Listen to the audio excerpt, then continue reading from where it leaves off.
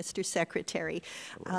I can't talk as fast as Mr. Bishop, but I might try a little bit of his strategy on you. So I'm going to make some statements for which I hope to receive a written response, and then follow with a question that I hope you'll have a chance to answer today. This is the question for which I hope to receive a written response. Less than 3 weeks ago, the BLM announced it was rescinding over 23,000 acres of oil and gas leases in the Bridger-Teton National Forest in Wyoming.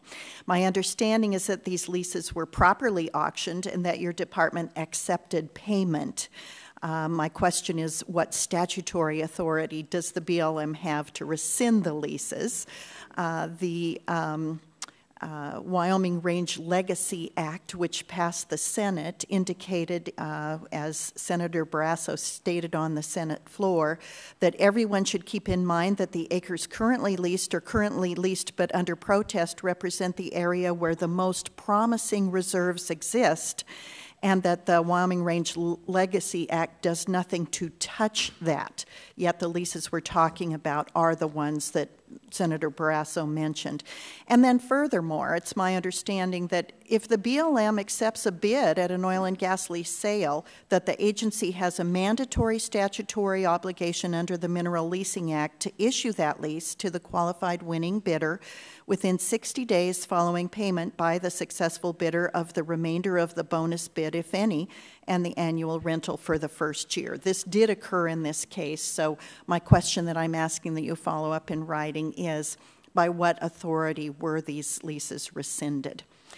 Secondly, I would like to commend to your attention the report of a 7-member committee on which I served under Secretary Kempthorne, called the Subcommittee of the Royalty Policy Committee, that dealt with mineral collections and enforcement. It was co-chaired by former U.S. Senators Bob Kerrey and Jake Garn.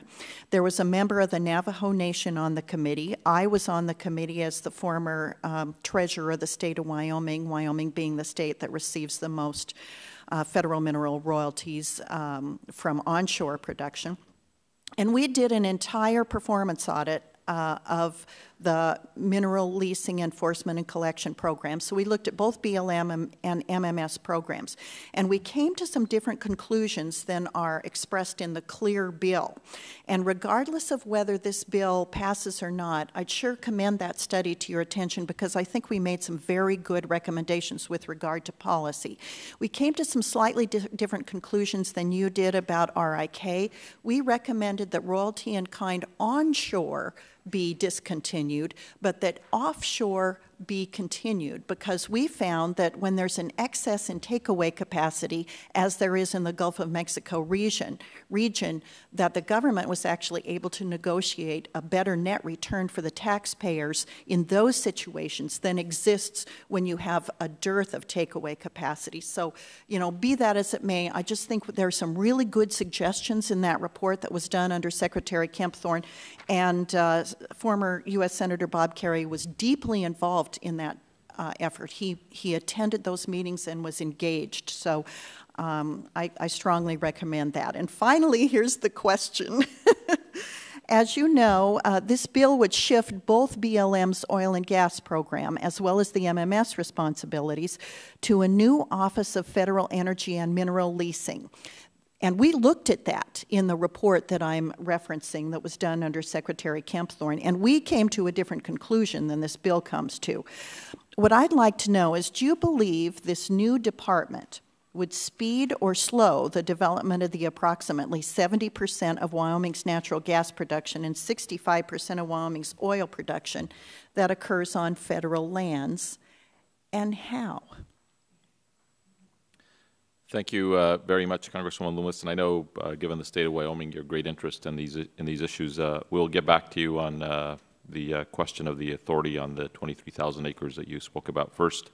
Secondly, on the Royalty Policy Committee, which Senator Kerrey and Congressman Garns, others served on. I appreciate the recommendations, and in fact, that's part of what this team has been reviewing as we try to move forward on the reorganization of the department in this end, and it'll be part of what we will continue to work on with the chairman and others.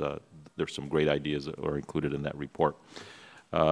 third, on your question of whether this will speed up or slow down the proposal of the Office of Energy and Mineral Leasing proposed in this bill, whether it would slow it up or speed it up.